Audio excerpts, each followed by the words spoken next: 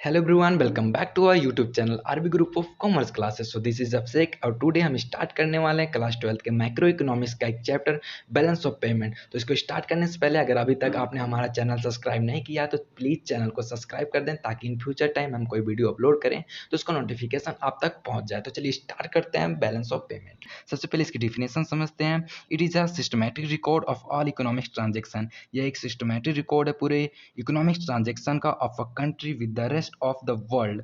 पूरे वर्ल्ड के किसी भी कंट्री का held during the period of one accounting year. और इसका अकाउंटिंग पीरियड जो होता है 1 ईयर का होता है। एक बार फिर से समझते हैं।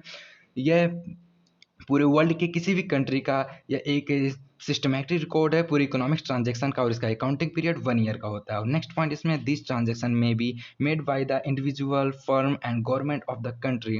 और ये ट्रांजैक्शन कोई इंडिविजुअल भी कर सकता है या किसी फर्म के द्वारा भी किया जा सकता है या किसी कंट्री की गवर्नमेंट के द्वारा भी किया जा सकता है।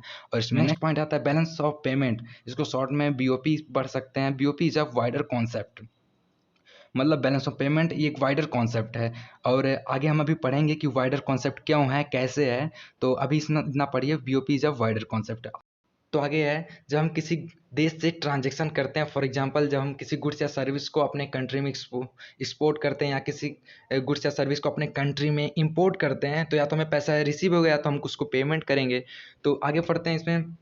पॉजिटिव बैलेंस कब होगा, निगेटिव बैलेंस कब होगा। पॉजिटिव बैलेंस में रिसीव, जब हम किसी गुड्स या सर्विस को एक्सपोर्ट करते हैं, जब एक्सपोर्ट करेंगे दूसरे कंट्री में तो पैसा आएगा हमारे कंट्री में, पैसा आएगा रिसीव होगा तो हमारा बैलेंस जो है इंक्रीज करेगा डिक्रीज करेगा। इंक्रीज करेगा ना, जब हम पैसा आएगा तो इंक्रीज करेगा, तो इसको बोलते हैं इंक्रीजिंग बैलेंस। जब पैसा रिसीव होगा तो बैलेंस जो इंक्रीज करेगा। और डिक्रीज कब करेगा, जब हम किसी कंट्री को पेमेंट करेंगे। या जैसे फॉर एग्जांपल जब कोई गुड्स या सर्विस हम इंपोर्ट करते हैं, अपने कंट्री में इंपोर्ट करते हैं तो उसको हम पेमेंट करते हैं ना, पेमेंट करते हैं तो हमारे देश से बैलेंस जा रहा डिक्रीज हो रहा है तो इसको डिक्रीज बैलेंस बोलते हैं। और एक बात इसमें हम कभी कभी इकोनॉमिक्स पेमेंट इसको बोलते हैं। इकोनॉमिक्स पेमेंट मतलब जब हम एक कंट्री से दूसरी कंट्री के बीच में पेमेंट करते हैं तो उसको इकोनॉमिक्स पेमेंट बोलते हैं। तो इसमें आगे पढ़ते हैं इकोनॉमिक्स ट्रांजेक्शन। इकोनॉमिक्स ट्रांजेक्शन होता क्या है, सेम वैसे इकोनॉमिक्स पेमेंट मतलब जब हम एक कंट्री से दूसरे कंट्री के बीच में पेमेंट करते हैं तो उसको इकोनॉमिक्स पेमेंट बोलते हैं। वैसे इकोनॉमिक्स ट्रांजेक्शन जब हम एक कंट्री से दूसरे कंट्री के बीच में ट्रांजेक्शन करते हैं तो उसको इकोनॉमिक्स ट्रांजेक्शन बोलते हैं। तो डिफिनेशन इसमें समझते हैं। When one country makes transaction with another country it is called economics transaction. जब एक कंट्री दूसरे कंट्री के बीच में ट्रांजेक्शन बनाती है तो उसको इकोनॉमिक्स ट्रांजेक्शन कहते हैं। आपने आज तक पढ़ता है कि जितने भी बिजनेस के ट्रांजेक्शन है उसको हम रिकॉर्ड करते हैं। और कहाँ रिकॉर्ड करते हैं, किस प्लेस पे, अकाउंट में रिकॉर्ड करते हैं। वैसे इकोनॉमिक्स ट्रांजेक्शन है, जितने भी इकोनॉमिक्स ट्रांजेक्शन उसको भी रिकॉर्ड किया जाता है। और कहाँ रिकॉर्ड किया जाता है, उसको अकाउंट में रिकॉर्ड किया जाता है। और अकाउंट में रिकॉर्ड किया जाता है तो आप सोच रहे होंगे कि उसको किस अकाउंट में रिकॉर्ड किया जाता है। तो मैं बता दूं, अकाउंट जितने भी इकोनॉमिक्स ट्रांजेक्शन है उसको दो अकाउंट में रिकॉर्ड किया जाता है। पहला कैपिटल अकाउंट, दूसरा करेंट अकाउंट। आप ये बात थोड़ा अच्छे से समझ लीजिए, जितने भी इकोनॉमिक्स के ट्रांजेक्शन उसको केवल दो अकाउंट में रिकॉर्ड किया जाता है। पहला कैपिटल अकाउंट, दूसरा करेंट अकाउंट। तो आगे पढ़ते हैं कि rule for recording of economics transaction. इसके रूल क्या है रिकॉर्ड करने के। तो इसमें पढ़ने कब बैलेंस डेबिट होगा, कब क्रेडिट होगा।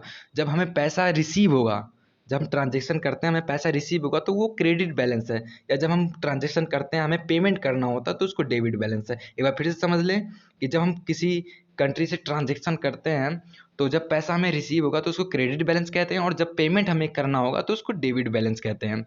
तो आगे इसमें नेक्स्ट टॉपिक है components of current accounts in balance of payment, मतलब बीओपी। शॉर्ट फॉर्म में इसको बीओपी बोलते हैं। तो इसमें फर्स्ट आता है विजुअल ट्रेड। विजुअल ट्रेड मतलब क्या होता है, एस विजुअल ट्रेड मतलब ऐसा ट्रेड जिसको हम बॉर्डर क्रॉस होते हुए देख सकते हैं। For example export of goods, imports of goods, या गुड्स का एक्सपोर्ट इंपोर्ट होता है तो उसको हम बॉर्डर क्रॉस होते हुए देख सकते हैं। तो अब इसमें आता है कि कौन सा चीज़ डेबिट बैलेंस होगा या क्रेडिट बैलेंस कौन सा होगा। तो export of goods, export of goods मतलब हम किस चीज़ का एक्सपोर्ट कर रहे हैं तो कैश क्या होगा, कैश रिसीव होगा ना। तो जब रिसीव होगा तो हमने आपको बताया कैश रिसीव होगा तो उसको क्रेडिट बैलेंस, या कैश पेमेंट होगा तो उसको डेबिट बैलेंस। तो चलिए इसमें एक्सपोर्ट ऑफ गुड्स, गुड्स को एक्सपोर्ट कर रहे हैं तो कैश जो है उसको रिसीव होगा तो क्रेडिट बैलेंस होगा। और दूसरा इंपोर्ट ऑफ गुड्स, किसी गुड्स को इंपोर्ट कर रहे हैं तो उसको पेमेंट करना होगा तो डेबिट बैलेंस। और दूसरे नंबर पे आता है इनविजिबल ट्रेड। इनविजिबल ट्रेड ऐसा ट्रेड जिसको हम बॉर्डर क्रॉस होते हुए नहीं देख सकते हैं। For example service, banking, insurance, health insurance, service service मतलब जैसे हम यहाँ रह के किसी फॉरेनर टीचर से टीचिंग कर रहे हैं, तो वो हमें सर्विस अपनी प्रदान कर रहा है, हम उसको पेमेंट करेंगे, उसको पेमेंट करेंगे तो कोई बॉर्डर क्रॉस होते हुए देख सकता है, नहीं देख सकता ना, तो इसको इनविजिबल ट्रेड कहते हैं। तो इसमें हम देख सकते हैं कौन सा डेबिट बैलेंस होता है, कौन सा क्रेडिट बैलेंस होता है। जैसे हम सर्विस बैंकिंग या इंश्योरेंस में जब हम पैसा रिसीव करते हैं तो उसको क्रेडिट बैलेंस बोलते हैं, और हम पैसा जब पेमेंट करते हैं उसको डेबिट बैलेंस बोलते हैं। तो तीसरे नंबर पे आता है यूनिलैटरल ट्रांसफ़र। यूनिलैटरल ट्रांसफ़र मतलब ऐसा ट्रांसफ़र जो फ्री में होता है। हम इसमें शॉर्ट में लिखे हैं ट्रांसफ़र फॉर फ्री, मतलब ऐसा ट्रांसफ़र जिसको फ्री में किया जा सकता है। जैसे कभी-कभी होता है कि कई देश की फाइनेंशियल कंडीशन सही नहीं होती, वहाँ पे बाढ़ आती है या कुछ और दिक्कत आ जाती है, तो दूसरी कंट्री उसकी हेल्प करते हैं, उसको वेलफेयर के लिए उसे गिफ्ट देते हैं, डोनेशन देते हैं, उसकी हेल्प करते हैं। तो यही है, इसमें बोलते हैं यूनिलैटरल ट्रांसफ़र, मतलब ये उम्मीद भी नहीं रहती कि वो कंट्री हमें बाद में वापस करेगा। तो ये फ्री होता है। फॉर एग्ज़ाम्पल हम समझते हैं इसमें गिफ्ट आता है, डोनेशन आता है, हेल्प आता है। तो इसमें समझते हैं कब डेबिट बैलेंस होगा, कब क्रेडिट बैलेंस होगा। जब हमारी कंट्री किसी दूसरी कंट्री को गिफ्ट दे रही है, डोनेशन दे रही है या हेल्प कर रही है वेलफेयर के लिए, तो ये डेबिट बैलेंस होगा। या अ, हमारी कंट्री को कोई कंट्री सपोर्ट कर रहा है, हेल्प कर रहा है, डोनेशन दे रहा है, तो ये क्रेडिट बैलेंस होगा।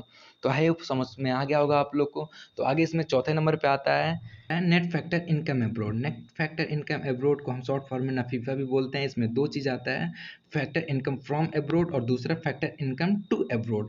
फैक्टर इनकम फ्रॉम एब्रोड मतलब है जब हमारे कंट्री से दूसरी कंट्री में बिजनेस करते हैं, हमारे कंट्री को जब हमारे कंट्री के लोग दूसरी कंट्री में जाके बिजनेस करते हैं, वहाँ से प्रॉफिट अर्न करके हमारे कंट्री में लेके आते हैं, तो उसको बोलते हैं net factor income from abroad. जब हमारे कंट्री में पैसा लेके आएंगे तो उसको बोलते हैं डेबिट बैलेंस। और दूसरा है फैक्टर इनकम टू एब्रोड, मतलब है जब दूसरी कंट्री से लोग आके हमारे कंट्री में बिजनेस एस्टेब्लिश करते हैं या प्रॉफिट अर्न करते हैं, फिर अपने कंट्री में लेके जाते हैं, हमारे कंट्री से लेके जाते हैं, तो उसको बोलते हैं फैक्टर टू एब्रोड। मतलब हमारे कंट्री से पैसा जा रहा है, पैसा जा रहा है, तो उसको क्रेडिट बैलेंस बोलते हैं।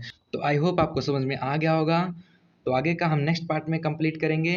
तो मिलते हैं नेक्स्ट वीडियो में, तब तक के लिए बाय बाय, टेक केयर।